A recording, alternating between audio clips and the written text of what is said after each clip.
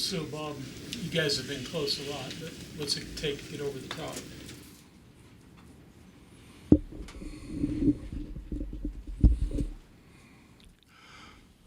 Well, we can't continue to miss shots, but I've told you that before. We can't continue to miss two-footers.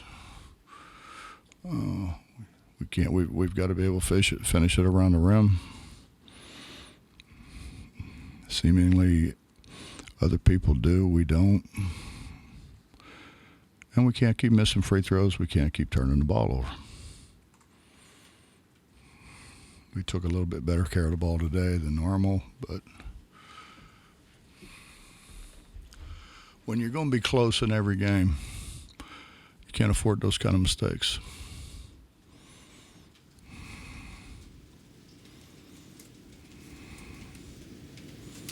We didn't guard very well. I mean, we for us, we guarded better, but not good enough. Guarding George, how difficult was that? Did you throw a lot of different people at him? What did you try to do to him? He's really good. He's really good. He's really good. And the other two guys this is their third year there. Played in the Final Four, won the national championship. Played with a lot more confidence than what we did. You know, you think about it. Eric didn't play very well. Didn't play very long. He gets in foul trouble. Trey fouls out.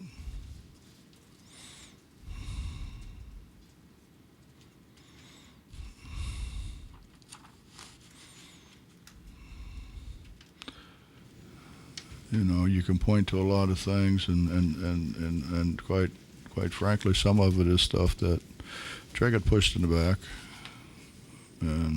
But it's such a hard game to officiate. It is a extremely hard game to officiate, and you know, our job is to go stop their penetration to the rim, not to just turn and let them push us under the rim. And that's our job, and we haven't done that well. Hence, we don't rebound the ball well. You know, we don't have superior athleticism or superior size. So you have to do things fundamentally the right way. And you can't blame what you don't do on other people. And you let us, if we rebound the ball, and Trey's our best rebounder. You know, if we rebound the ball, if we take care of the ball, if we go to the line and make free throws, we make open shots. We scored around the basket. The only time we scored it around the basket is when we were wide open. When we ran the version of the flex stuff. You were talking about mistakes. Tuason was in here earlier. Basically, kind of said the same thing. Little mistakes, I think, kind of what he was saying. Your starting five, you're looking at 3 fifth-year guys and 2 seniors. So, I mean, is that the frustrating, surprising aspect of it? Is that these are older guys making these little mistakes? And 4 of them haven't, always been here. But Trey played a very little at Texas before he left. This is his first really playing this many minutes, and Joe played behind people at Iowa.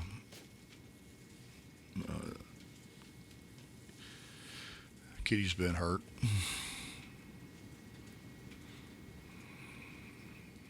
Kitty's done a miraculous job of getting back from where he was.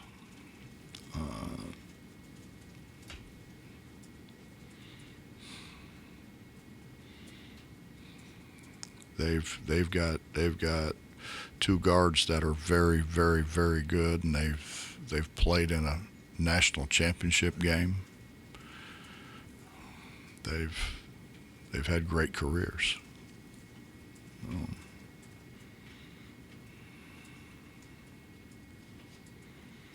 Thamba played in a national championship game.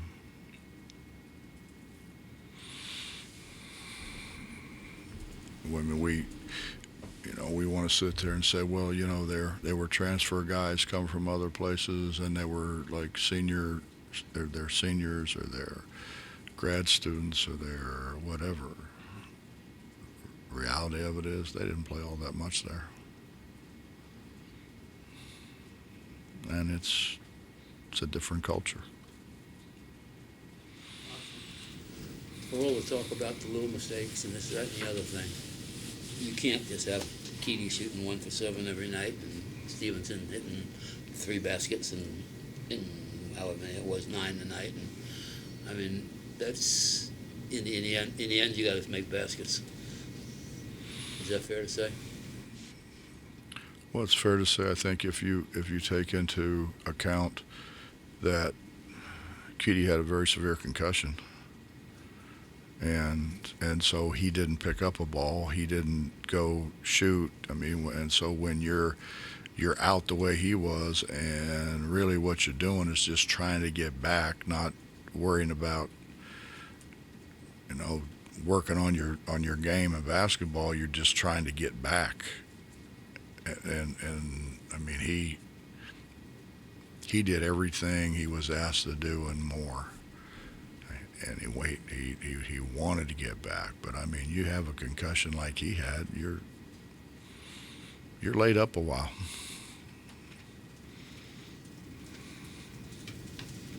And Trey got his bell rung pretty good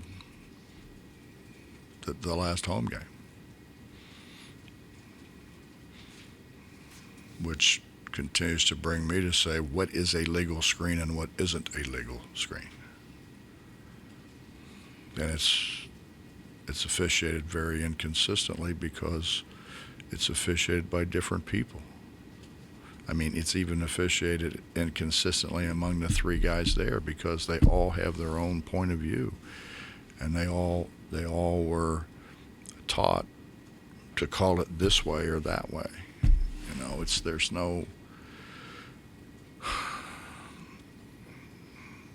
There's no everybody coming together and saying this is what we're going to do. You can't do it. It's not feasible to do. Can we get some comment on the Perez denial? Extremely unfortunate. I don't know the whys and the wherefores. I know this. You're talking about a kid who was a very good student in high school, who gave nobody problems or issues, who was recommended by his high school coach. He is very, very well thought of in New York. Rick Pitino recommended him as a player and as a person.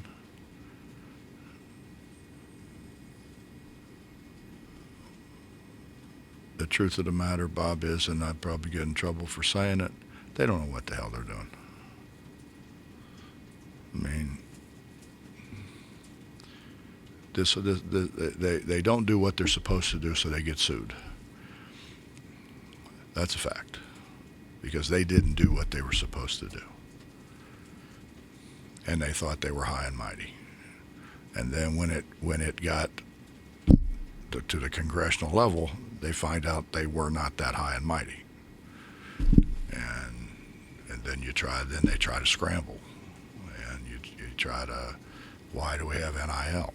We have NIL, so they took the basket and put it in colleges, universities' hands. They're out. It's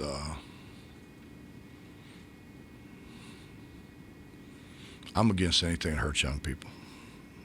I'm against anything that takes away a chance for a young person to succeed in life.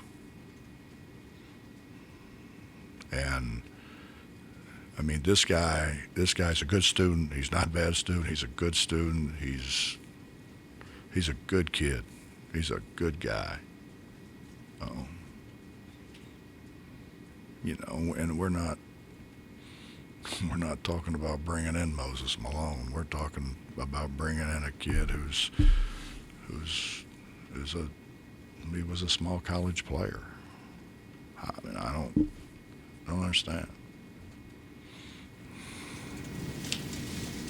I don't know why very educated adults would come to that decision. Bob, you don't know the whys and the wherefores.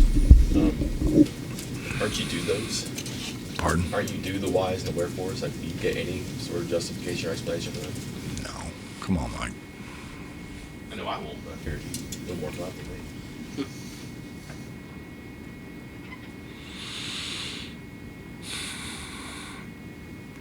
Mike, I've been on virtually every committee there is, and I don't understand. I know for a fact that there are university presidents, university athletic directors that don't understand what they're doing or agree with it, but what are you going to do? You can't. They are the boss.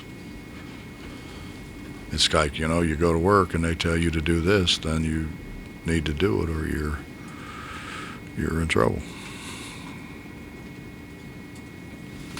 Do you hope he stays around for next year? Have you even had that conversation with him yet? No, but I mean, I think it'd be in his best interest. I think it would certainly be in his best interest, but I don't know. I mean, I know he knows that the people of this university have done everything humanly possible to help him, and he knows that, and he has great appreciation for that. Now, where you go from there, well, I don't know. I mean, you put yourself in those shoes, would you be upset? Of course. And you know, when you totally take away the game that you love on top of all that, I don't know, man. You know, in this world, you're going to have, or at least try to have, I don't know how many people say, hey, man, they didn't take care of you. You come over, we'll take care of you. We'll make sure. We'll, you know, it's life. It's the way things work in today's world. I just don't want to be a part of it. I don't want to be a part of that part of it. Last year, Big 12 obviously was, I mean, the Big 12's been probably the top-ranked conference for a number of years now. Struggles to find wins in the league last year. So far, a struggle. Is there similarities, differences? Is this a totally different situation this year than from last year? I don't know. I honestly don't know. I know our record coming out of the preseason was pretty much the same as it was the year before. I mean, let's tell the truth. If we just, all we got to do is throw the ball in bounds, and we win at Iowa State, we then go in and win a game in a conference tournament, and we're, if we had that Iowa State game, which we deserved to win, should have won, we're in the NCAA tournament. Now, are we a very high seed? No, we're probably one of the last seeds, but we're in. We're in. They get an opportunity. And, you know, who knows? I mean, it's like we go in and what was it, a couple of years ago, we go in and we beat a really good Moorhead team with two pros. Or not, Murray, was it Murray? Murray, Moorhead, whichever it was. And then we lose a really close game to Syracuse, and then Syracuse goes on, and they were one of the last, if not the last team in. We just got to go on a run here. And it's not going to be easy, but you know, I think Eric has shown spurts where Eric could really put us over the top. He didn't today. He did the Oklahoma State game before everything happened. I mean, he made 4 really hard jump shots. We just have to become much more consistent. Do you think guys realized, and even the guys who went through it, last year, couple of years, how tough the conference actually was going to be this year? No, Justin, because it's a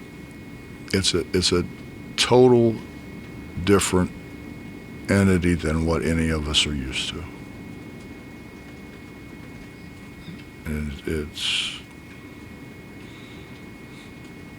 we used to bring in freshmen and groom freshmen, and then your juniors and seniors, and then your seniors that leave, and your juniors become your guys, and then your freshmen move up, and there was some sense of loyalty.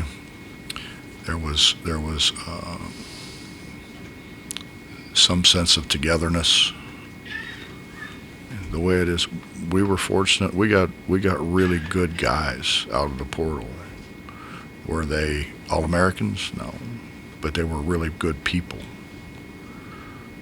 And that's what I wanted. I wanted, not that I didn't want really good players, I did, but I wanted good people. I wanted good people that would continue what we've built here.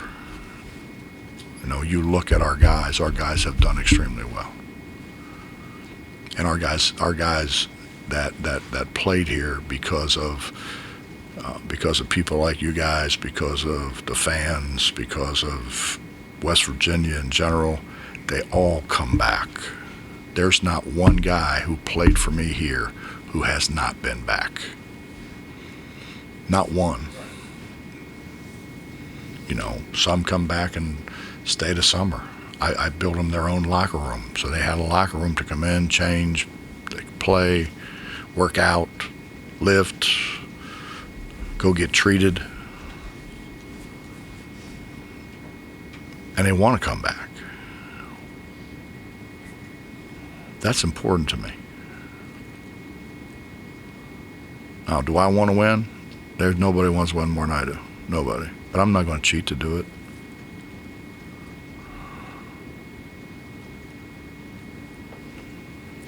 I'm going to try to follow the rules, do the best we can with the rules, and make sure that, we have good people. Bob, your post play tonight, I guess, was James okay in the second half? And just what did you see from him? We needed to score. James is our defensive guy. We really needed to score. We could have scored if we just thrown the ball to Jimmy. We didn't throw the ball to Jimmy. Right. We just didn't throw him the ball for whatever reason, and during a timeout we talked about that. We talked about, hey, look, we've scored 2 or 3 times coming off of that flex. They're going to chase that guy. Jimmy's guy's going to have to open up to help. So instead of being here denying Jimmy, he has to open up and help. And then Jimmy steps and seals, and then you throw Jimmy the ball, and he's got that guy on his back. We just never threw him the ball. Coach, thank you. Yep.